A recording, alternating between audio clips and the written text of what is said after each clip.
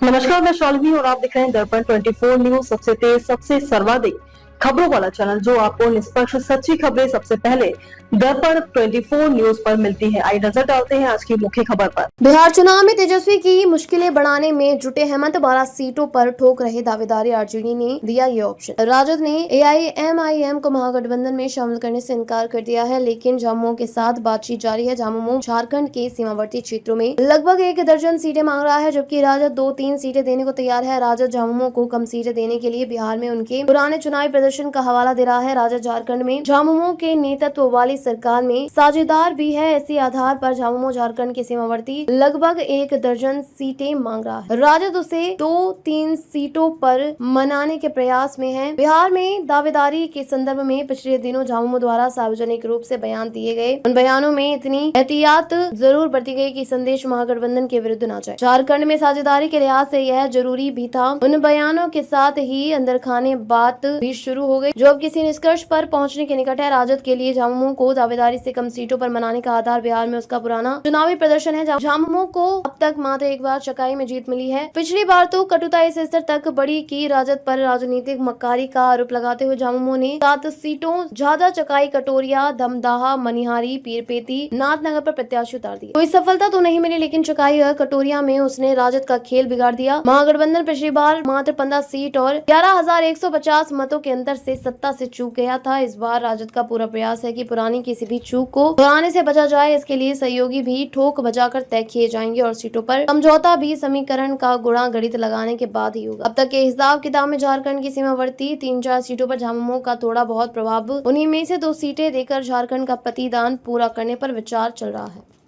अब तक के लिए बस इतना ही। ताजा खबरों के लिए दर्पण 24 न्यूज को फॉलो करें और लाइक करें।